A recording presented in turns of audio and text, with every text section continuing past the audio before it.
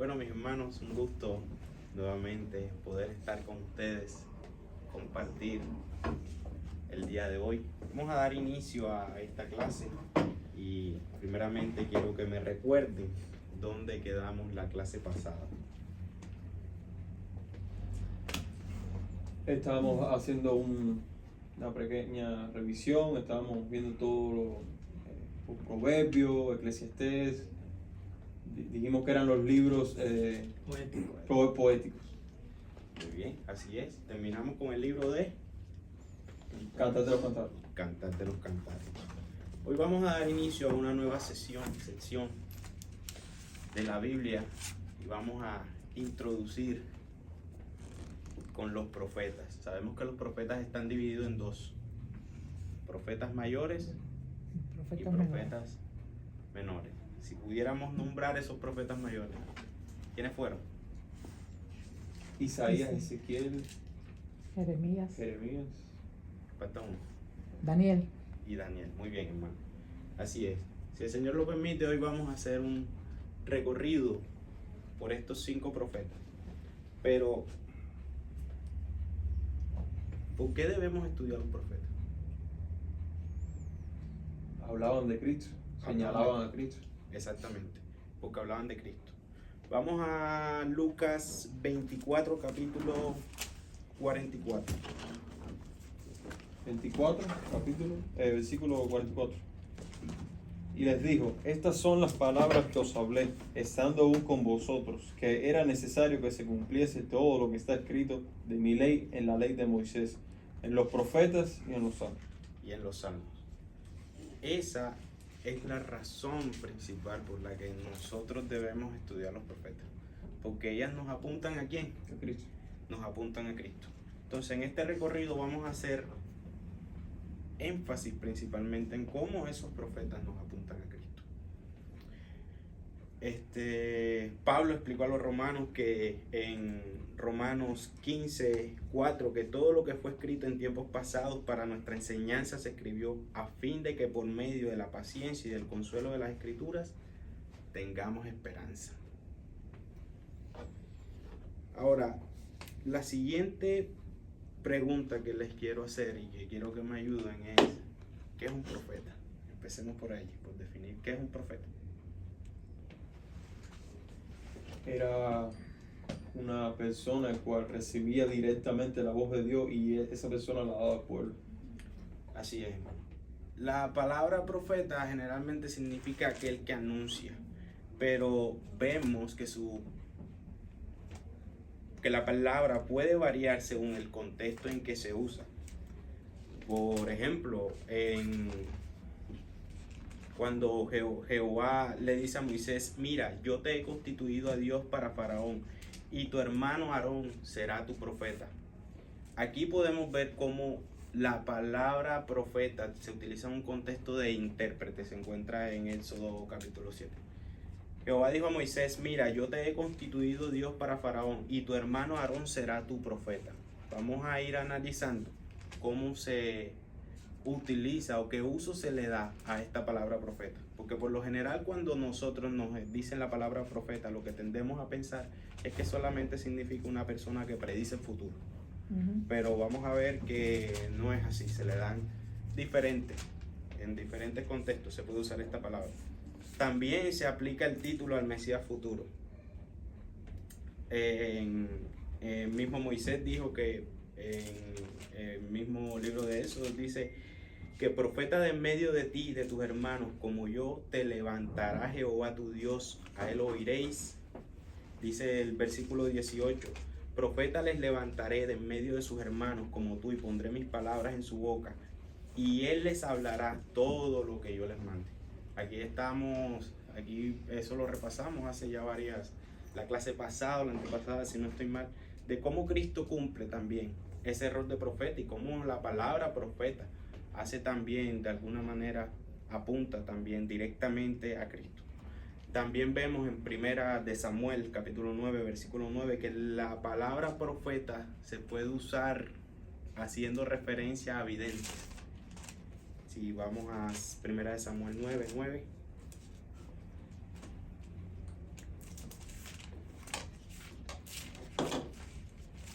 Primera de Samuel 9:9. Primera de Samuel 9:9. Antiguamente en Israel, cualquiera que iba a consultar a Dios decía así: venid y vamos al vidente, porque al que hoy se llama profeta, entonces se le llamaba vidente. Entonces se le llama vidente. Entonces también vemos cómo la palabra profeta se aplica también a los videntes. Bueno, y en Juan 4:19 vemos cómo la mujer samaritana reconoce a Cristo como un profeta. Después de que Cristo expone su pecado, esta mujer le dice: veo. Dice así en Juan 4:19, le dijo la mujer: Señor, me parece que tú eras profeta. Porque ella asoció también el rol de un profeta como aquel que podía ver de alguna manera a través de las personas. Entonces, dicho esto, vamos a dar inicio a nuestro recorrido por los 5 profetas mayores y empezamos con el profeta Isaías. Isaías, ¿qué podemos aportar de este profeta? Profetizó el nacimiento de Jesús, su vida, todo como iba a ser Jesús. Es el libro profético del Antiguo Testamento. Así es, un libro muy importante. Encantador. Vamos a estar aquí un rato. El significado del nombre de Isaías nos proporciona el tema principal del libro, que es la salvación es del Señor. Hay un dato curioso de este libro de Isaías. No sé si alguno de ustedes ha escuchado hablar sobre los rollos del Mar Muerto. ¿Han escuchado hablar de los rollos del Mar Muerto? Sí. En el año 1947, cerca de unas cuevas del Mar Muerto, se encontraron unos rollos. Y es un poco curioso porque las copias más antiguas que se tenían del Antiguo Testamento y del Nuevo Testamento datan de aproximadamente del siglo X. O sea, estamos hablando de 1000 años después de Cristo, las copias más antiguas. Pero esta copia que se halló data de 120 años antes que Cristo. Y con esto no quiero decir que con esto lo que quiero decir es que incluso hasta la historia nos demuestra de la veracidad de la inspiración de la palabra de Dios. Porque estamos hablando de un rollo que se comprobó que se escribió 120 años antes de la venida de Cristo. No es un dato menor y quería compartirlo con ustedes, mis hermanos. Entonces, quiere decir que en el tiempo de Cristo no había escritura. En el tiempo de Cristo habían copias. Lo que pasa es que con el transcurrir del tiempo, las copias se fueron perdiendo. De hecho, no hay manuscritos originales de la Biblia. Todos fueron con el tiempo desapareciendo y la Biblia se fue transcribiendo. Pero específicamente este documento que se encontró casi intacto, sus 66 capítulos, los estudiosos concluyeron que se escribió 120 años de la venida de Cristo. Jeremías profetizó aproximadamente unos 500, 600 años antes de la venida de Cristo. Entonces, es un dato bastante importante que debemos apreciar. Isaías también Isaías profetizó la venida de Cristo alrededor de 700 años antes. Sí. Así es. Gracias, Pastor Robert. Entonces,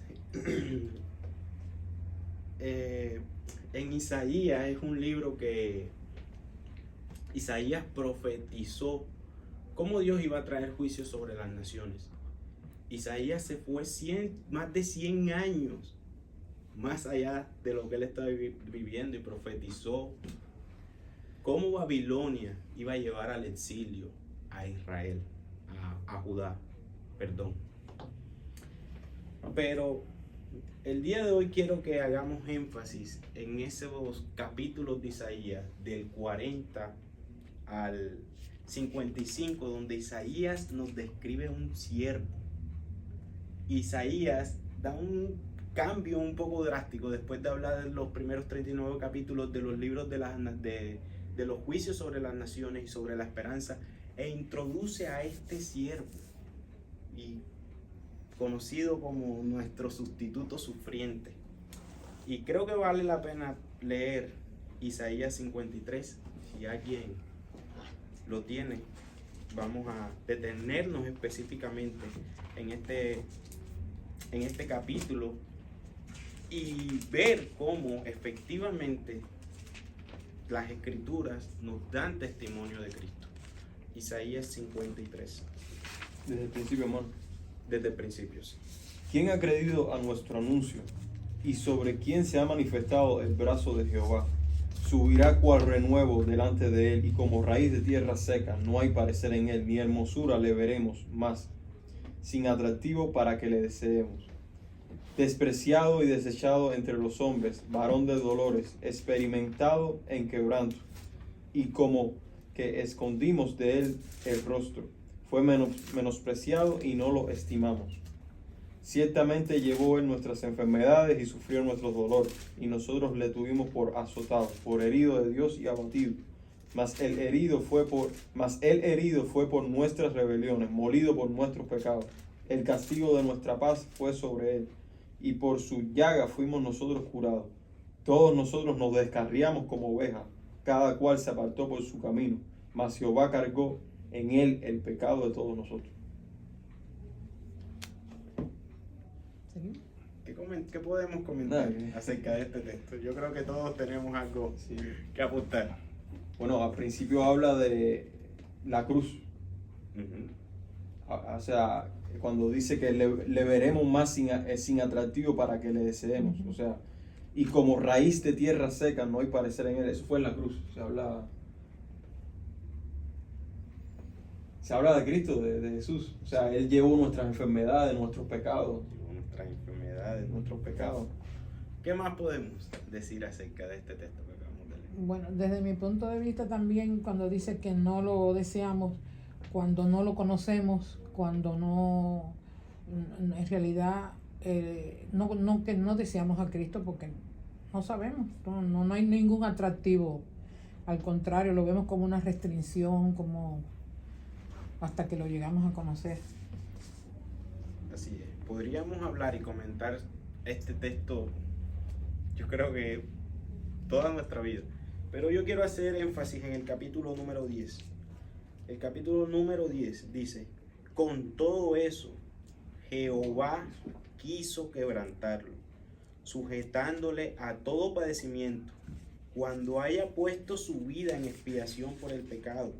Verá linaje, vivirá por largos días, y la voluntad de Jehová será en su mano prosperada. Jehová quiso quebrantarlo. En otra parte de las escrituras dice que el que no cometió pecado, por nosotros se hizo pecado. ¿Para qué? Para que fuésemos hechos justicia, para que fuésemos justicia delante de Dios. Entonces aquí vemos cómo Isaías describe a detalle, de una manera increíble, todos los padecimientos de Cristo.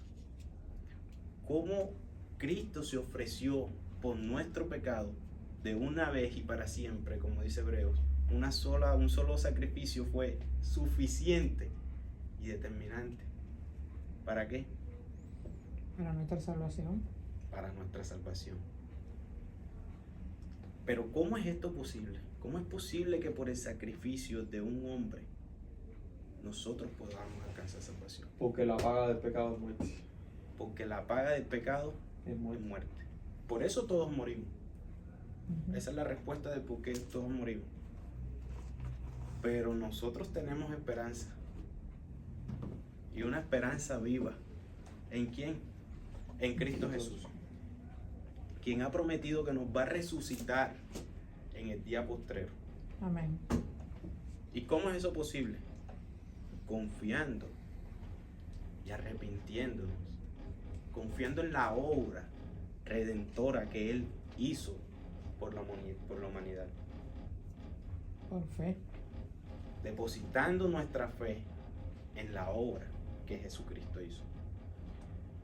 Entonces este texto nos habla de ese sustituto de los padecimientos de Cristo que Él sufrió. Entonces, dicho esto, vamos a pasar al siguiente profeta. Preguntas hasta aquí. ¿Hay alguien que quiere comentar algo del libro de Isaías? el libro de Isaías tiene un contenido un poco denso. Puede ser un poco complicado de leer este libro. Así que si alguien tiene preguntas o aportes, los puede hacer.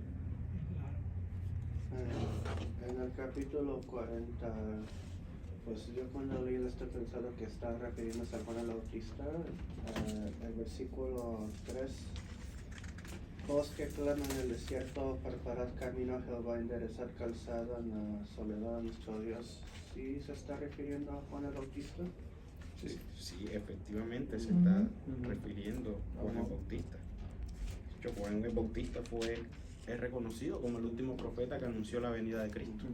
Entonces, eso ha sido también, yo entiendo, un tema de debate en muchas personas. Pero Sí. según la evidencia bíblica, a mí me parece que sí está hablando de Juan el Bautista. Sí, sí. Voces que de aquel que clama en el desierto y prepara el camino para el Señor. Ujú. Buena pregunta. No. Ok, dicho esto, mis hermanos, vamos a pasar al siguiente profeta. Y el Jeremías. siguiente profeta es Jeremías. Jeremías, ¿algún aporte sobre Jeremías?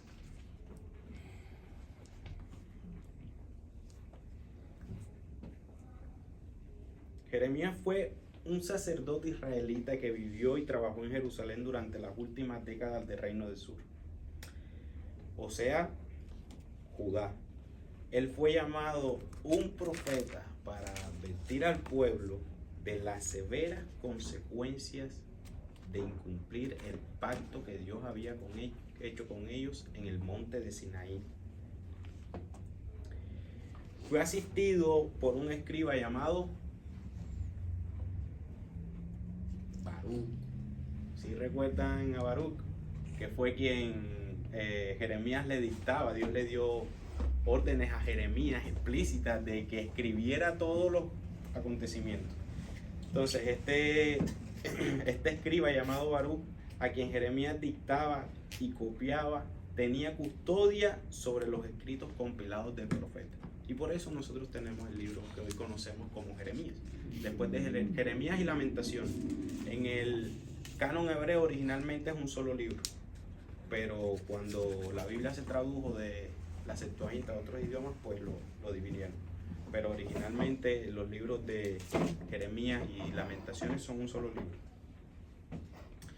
Entonces, antes de que Jeremías naciera, podemos ver en el versículo 1 el llamado eficaz de Dios. Ya Dios lo había apartado para que fuera su portavoz. Si cuando puedan lo pueden leer, es un poco extenso la narrativa del versículo, el capítulo 1, versículos del 1 al 19. Pero por medio de este profeta, Dios anuncia nuevamente. Recuerden que Dios envió profetas a las naciones para que ellos se volvieran a Dios, para que ellos se arrepintieran de sus pecados, pero también los profetas anunciaban juicios sobre las naciones. Y la tarea de Jeremías fue bastante difícil porque Dios le había dicho que no lo iban a escuchar, que el pueblo lo iba a rechazar. Entonces le tocó esta tarea bastante difícil. Se le prohibió casarse. Entonces Dios anuncia sus planes para levantar y para destruir a las naciones, así como sus planes para su pueblo.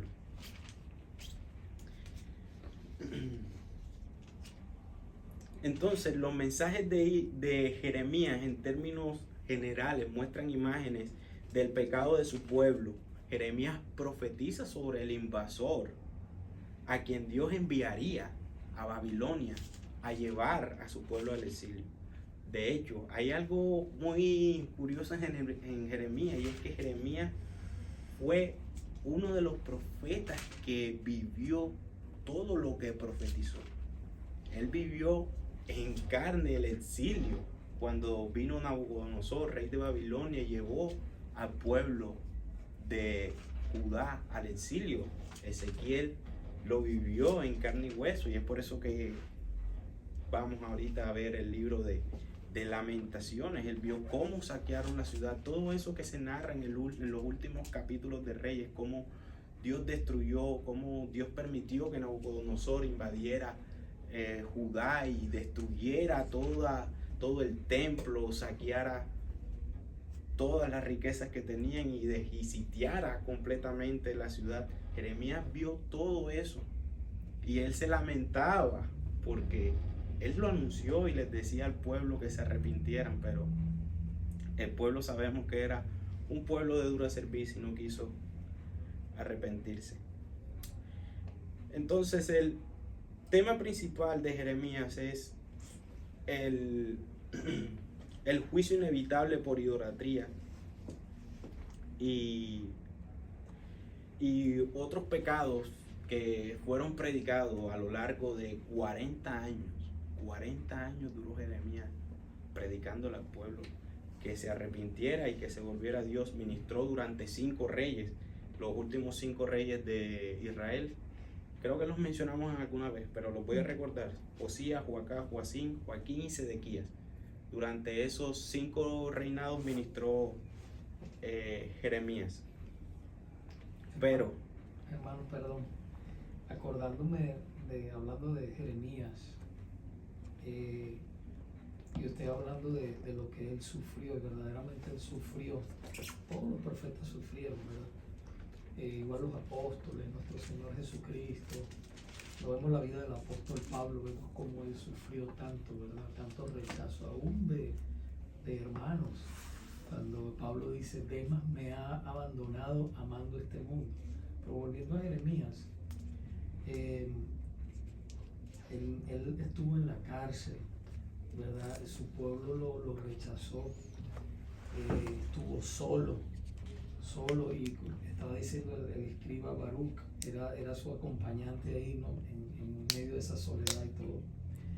Y me llama la atención mucho porque la palabra, el llamado de Dios le trajo a él sufrimiento, que si uno ve en el capítulo 20 de ahí de Jeremías, capítulo 20 versículo 7, que él dice: me sedujiste, oh Jehová, y fui seducido, más fuerte fuiste que yo, y me venciste. Cada día he sido escarnecido, cada cual se burla de mí, porque cuantas veces hablo, doy voces, grito, violencia y destrucción, porque ese era el juicio que venía en contra de la nación, porque la nación de Israel se había apartado de Dios, ¿verdad? Y él le tocó ser el vocero. Y entonces, porque la palabra de Jehová, dice violencia y destrucción, porque la palabra de Jehová me ha sido para afrenta y escarnio cada día.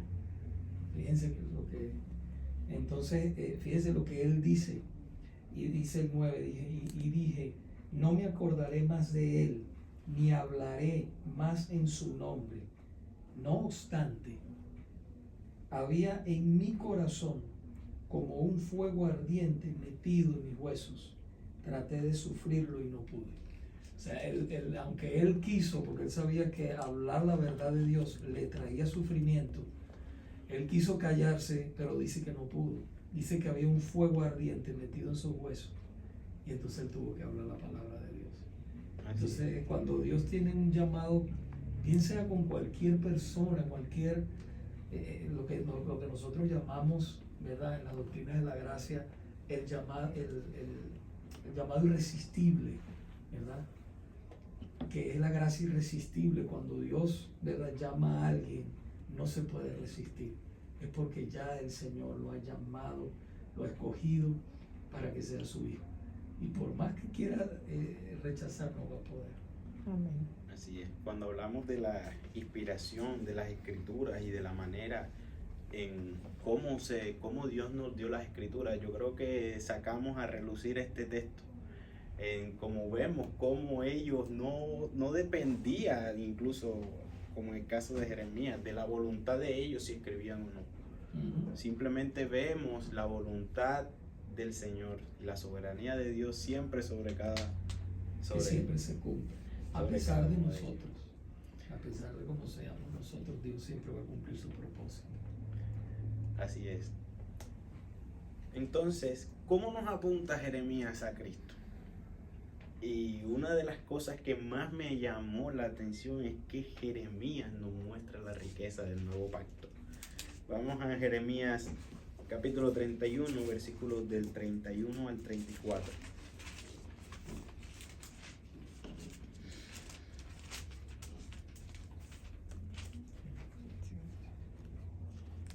He aquí que vienen días, dice Jehová, en los cuales haré nuevo pacto con la casa de Israel y con la casa de Judá, no como el pacto que hice con sus padres el día que tomé su mano para sacarlos de la tierra de Egipto, porque ellos invalidaron mi pacto, y aunque fui yo un marido para ellos, dice Jehová, pero este es el pacto que haré con la casa de Israel después de aquellos días, dice Jehová. Daré mi ley en su mente y la escribiré en su corazón, y yo seré a ellos por Dios, y ellos me serán por pueblo. Y nos enseñará mas ninguno a su prójimo, ni ninguno a su hermano, diciendo, conoce a Jehová, porque todos me conocerán, desde el más pequeño de ellos hasta el más grande, dice Jehová, porque perdonaré la maldad de ellos y no me acordaré más de su pecado. Son impactantes las palabras de estos versículos que acabamos de leer, porque por medio de este nuevo pacto, Dios trata de manera decisiva y definitiva con el pecado. Porque dice, escribiré su ley. Él va a escribir, es Él, no nosotros. Él va a escribir su ley en nuestras mentes y en nuestros corazones, en el pacto que Dios hizo en el monte de Sinaí con el pueblo de Israel. Dios le dio a su pueblo los mandamientos en tablas, pero en este nuevo pacto Dios dice que no. Dios dice que Él mismo va a escribir su ley en nuestros corazones y nos promete que seremos su pueblo y Él será nuestro Dios. Jeremías 32 versículo 38. Y esta es la buena noticia que puede cambiar el mundo. Ese nuevo pacto que se inaugura ¿con quién? Con ¿Quién Moisés, inauguró? ¿no? Con Abraham. ¿Quién inauguró el nuevo pacto? Cristo. Pacto de gracia. Pacto de gracia. ¿Qué dijo Cristo la noche antes de ser entregado? Siempre nuestro pastor lo lee antes en la Santa Cena. Tomad, comed, este es mi cuerpo que por vosotros es partido. Haced esto en memoria de mí. Haced esto en memoria de mí. Este es mi nuevo pacto. Este es mi nuevo pacto, mi pacto es... Y es un pacto Eres único. sellado con sangre. Sí, este es mi nuevo Y es un pacto sellado con sangre. Entonces, ya desde estos tiempos, el Señor nos está mostrando lo que realmente quería hacer con el pueblo. Él sabía que que la maldad no solo de ellos, también de nosotros, que nosotros no podíamos satisfacer las demandas de la ley de Dios. Por eso era necesario que otra persona hiciera lo que nosotros deberíamos hacer. Cristo cumple las leyes de Dios y por eso que Él hizo, Cristo nos puede tratar como justos. Por ese nuevo pacto que se selló con la sangre de Cristo, con su crucifixión, con su muerte y su resurrección. Ahora nosotros podemos ser justos delante de Dios por medio de la sangre de Cristo Jesús. Hermano, mi pregunta. ¿Esto aplica a todo el mundo? Para abundar un poco en la clase. Esto aplica a todo aquel que se arrepiente y cree en esa obra de la que hemos hablado.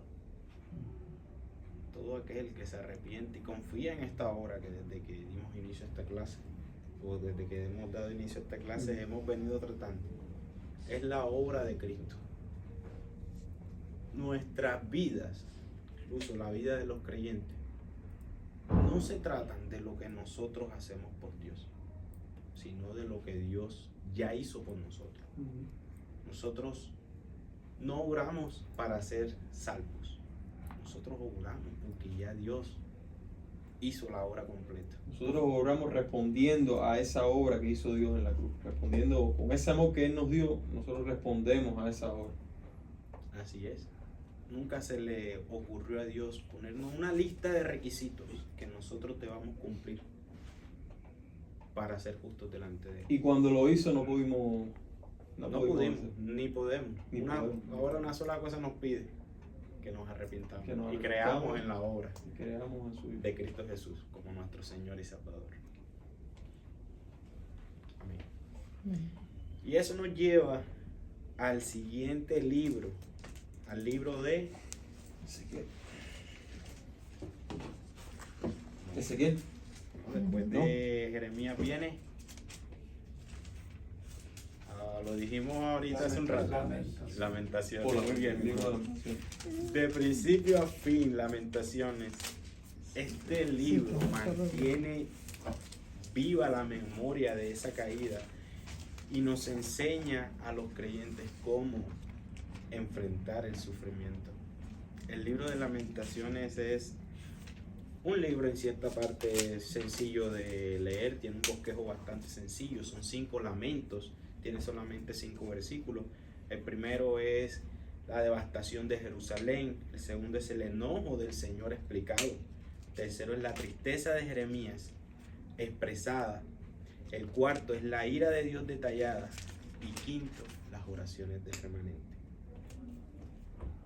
Entonces Jeremías había profetizado el juicio venidero y había sido objeto de burla, como dijo nuestro pastor, por parte del pueblo por predicar juicio. Describe la angustia cuando Jerusalén experimentó el juicio de Dios por pecados de los que no se arrepintieron, profetizados en los 29 primeros versículos de Jeremías. Entonces vemos aquí que en este libro de Lamentaciones hay un dato curioso, y es que no se menciona Babilonia ni Nabucodonosor, sino que vemos cómo solo el Señor es identificado como el que lidió con el pecado de Judá. Ahora, el libro concluye con una esperanza. Se encuentran los versículos 5, del versículo 19 al 22. Capítulo 5. Capítulo 5, versículos 19 al 22.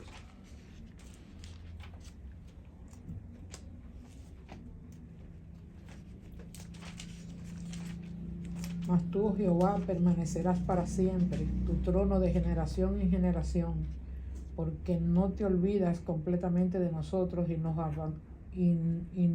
abandonas tan...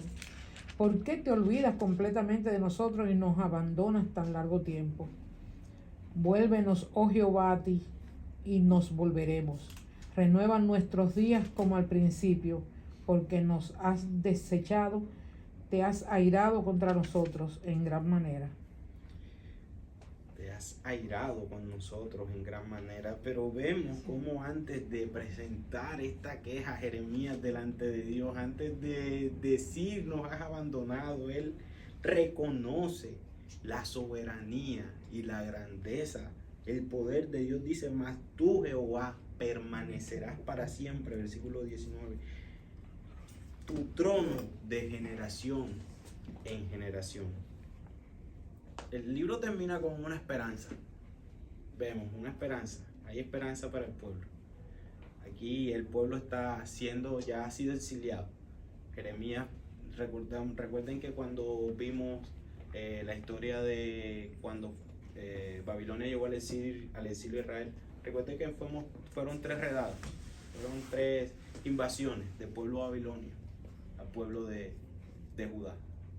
Entonces el libro termina con una esperanza, y es de que Dios está en su trono, reinando de generación en generación. Ahora, ¿dónde vemos a Cristo en Lamentaciones? Bueno, que ese mismo capítulo, sí, con ese mismo versículo. Ahí podemos Dice que ver. está sentado en su trono. Ahí, así es. Pero a mí me llama mucho la atención los versículos 3, el capítulo 3, versículos 48-49. ¿Qué dice? Ríos de aguas echan mis ojos por el quebrantamiento de la hija de mi pueblo. Mis ojos destilan y no cesan, porque no hay alivio. Porque no hay alivio. Las lágrimas de Jeremías surgían del profundo amor que tenía el pueblo. De igual modo, recuerdan cuando Cristo mismo lloró por la ciudad de Jerusalén. En Mateo diciendo: Jerusalén, Jerusalén, que matas a los profetas y apedreas a los que te son enviados. ¿Cuántas veces quise juntar a tus hijos como la gallina junta sus polluelos debajo de las alas, y no quisiste? He aquí vuestra casa os es dejada desierta, porque os digo que desde ahora no me veréis hasta que digáis: bendito el que viene en el nombre del Señor. Este texto es paralelo con uno en Lucas. Lucas es más explícito en este momento cuando dice que Dios lloró enfrente de la ciudad. Entonces, si bien Cristo ha de juzgar los que se rebelan contra Él, también siente gran pena por perder a su pueblo amado. No es que Dios se deleite castigando, ni que Dios se deleite juzgando a su pueblo. Y eso lo vemos reflejado en Cristo, en esta escena que estamos viendo. Entonces nosotros no debemos permitir, mis hermanos, que el sufrimiento, y es una de las enseñanzas que nos deja este libro de Lamentaciones, nosotros no debemos de permitir que el sufrimiento nos haga cuestionarnos el carácter y las promesas de Dios. Porque más adelante, y vamos a seguir viendo esto, vemos cómo Dios fielmente cumple todas sus promesas. A pesar de que cómo juzgó a las naciones, vamos a ver cómo Dios fue fiel y cumplió sus promesas. Entonces pasamos al siguiente libro. Vamos al libro de Ezequiel. Su nombre quiere decir fortalecido por Dios, lo cual, de hecho, el experimento para llevar a cabo el ministerio profético, el cual lo había llamado. En Ezequiel vamos a ver diferentes visiones, profecías, parábolas, señales y símbolos para anunciar y dramatizar el mensaje de Dios a su pueblo exiliado. Duró 22 años profetizando Ezequiel. Él era contemporáneo con Jeremías. Se calcula que aproximadamente unos 20 años mayor. Y Daniel, que era de la misma edad que Ezequiel, fue llevado junto con su esposa también cautivo a Babilonia. En esta parte de Ezequiel estamos, recuerden que estamos justo cuando Babilonia está llevando al exilio a Judá. En este tiempo ministró Ezequiel. Entonces el libro de Ezequiel inicia con las acusaciones de Ezequiel en contra del pueblo. Este libro nos habla de la gloria de Dios, del juicio de Israel y el juicio que iba a traer Dios sobre todas las naciones. Egipto y Tiro eran las ciudades que en ese momento tenían más poder sobre toda esa región en ese entonces.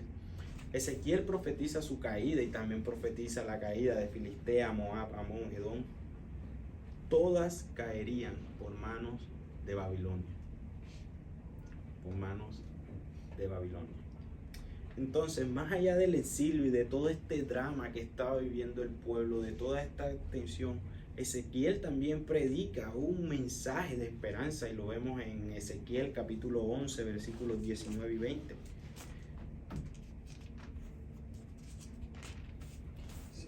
Y les daré un corazón y un espíritu nuevo pondré dentro de ellos, y quitaré el corazón de piedra que en medio de su carne, y les daré un corazón de carne, para que anden en mis ordenanzas y guarden mis decretos, y los cumplan, y me sean por pueblo, y yo sea ellos por Dios. Amén. Ellos por Dios. Amén. Así es. Aquí Dios nos está dejando entrever que el problema del hombre prácticamente lo que necesitaba era una intervención divina, porque nosotros por nuestra fuerza, nosotros por nuestra voluntad, no podíamos. Nuestros corazones necesitan ser cambiados, necesitan ser transformados. Y esa obra solo es posible por medio del poder del Espíritu Santo en medio de nosotros cuando depositamos nuestra confianza en Cristo Jesús. Entonces en Ezequiel vemos una visión bastante curiosa y conocida que él tuvo. ¿Cuál es? Ezequiel capítulo 37.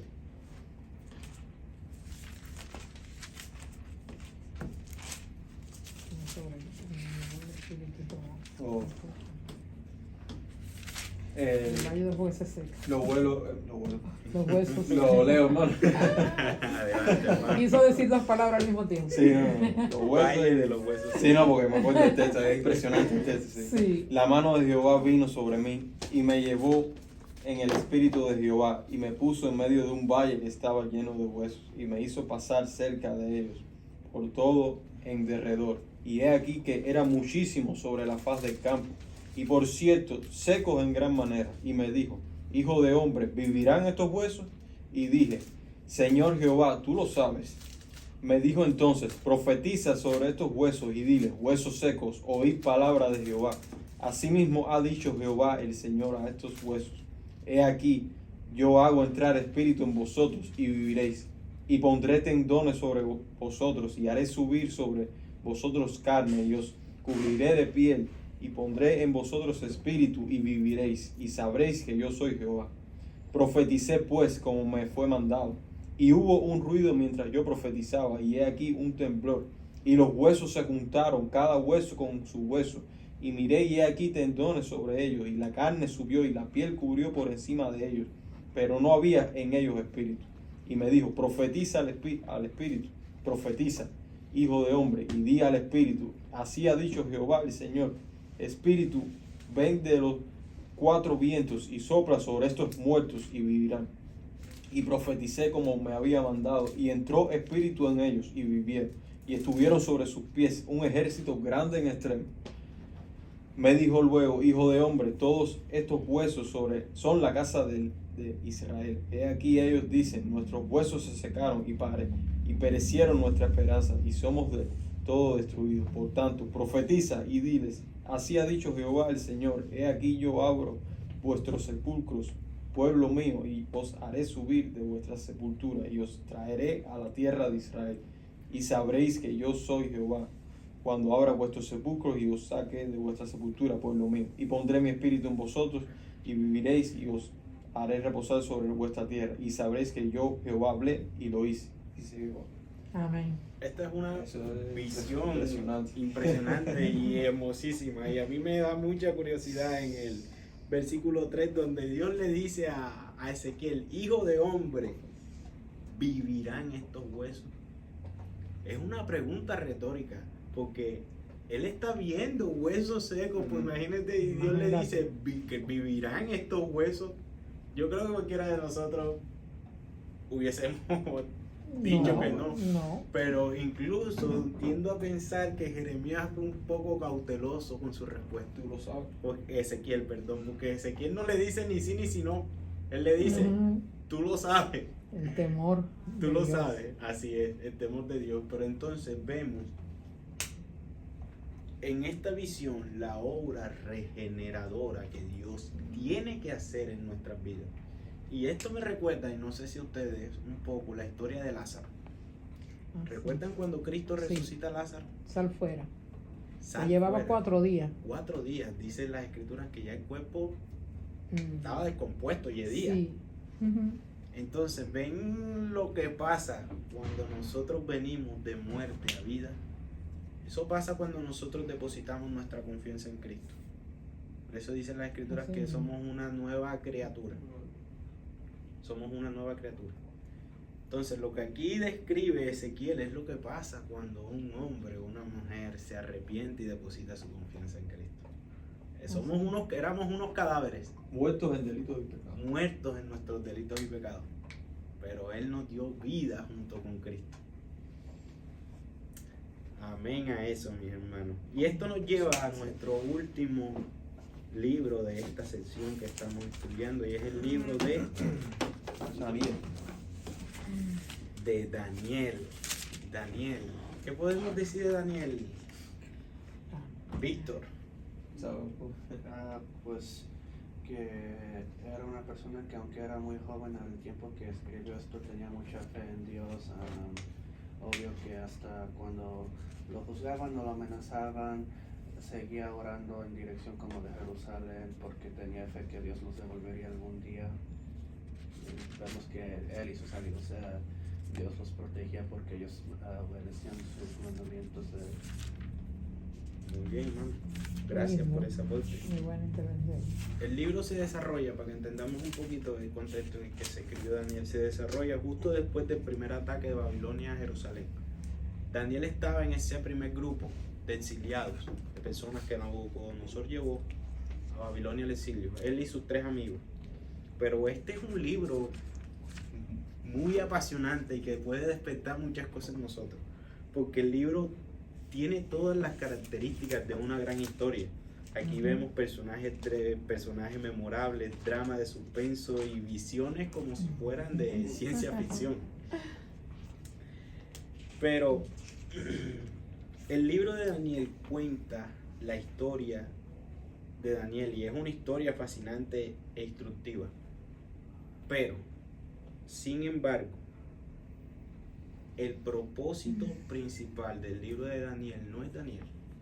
Nosotros no debemos leer las escrituras viendo principalmente a los personajes que se relatan. El principal propósito de Daniel es revelarnos quién es Dios, su carácter, sus propósitos, su forma de obrar en el mundo para el bien de su pueblo.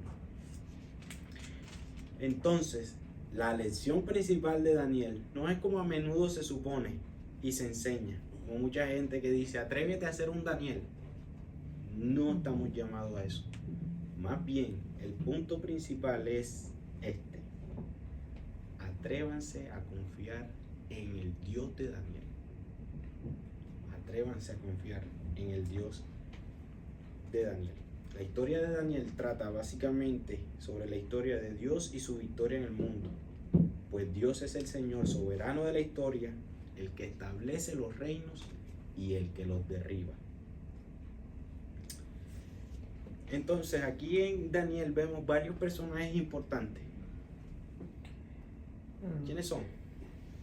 Vemos a Daniel, principalmente, rey de Babilonia, Nabucodonosor, los 3 amigos de Daniel,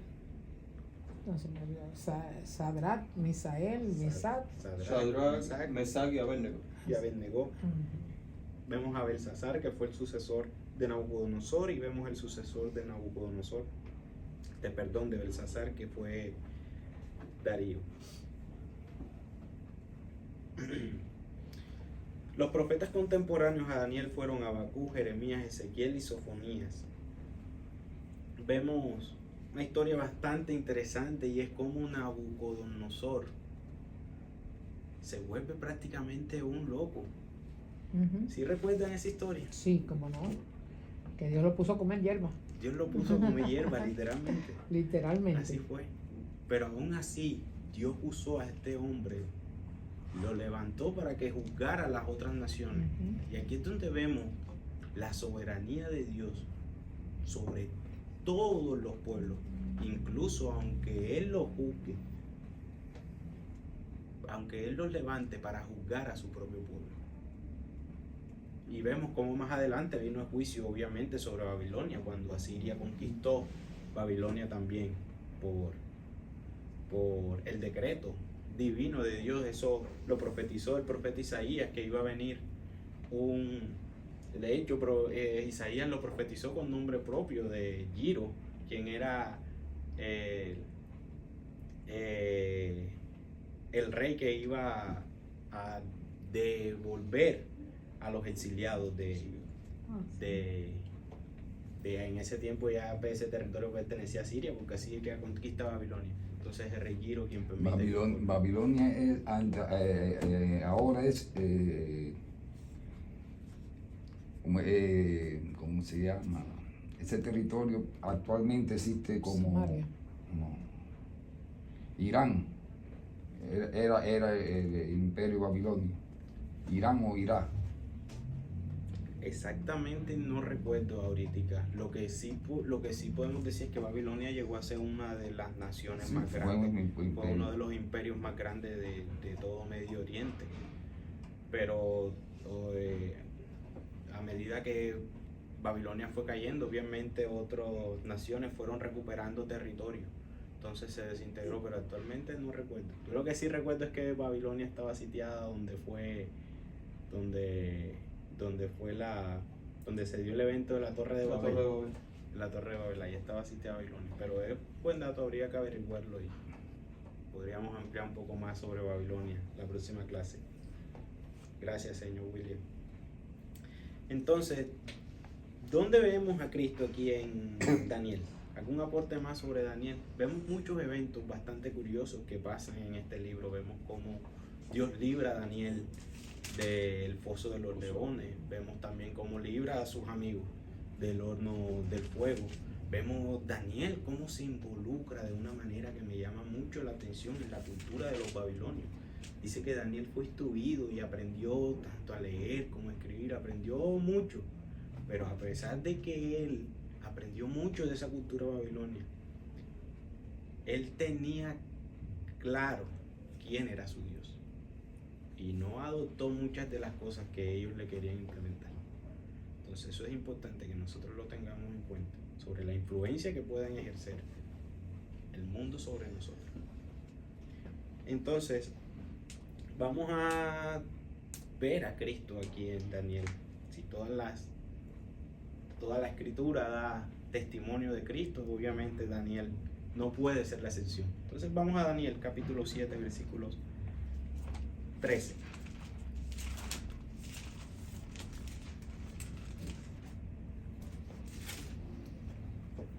Miraba yo en la visión de la noche, y he aquí en las nubes del cielo venía uno como un hijo de hombre, que vino hasta el anciano de días, y le hicieron acercarse delante de él.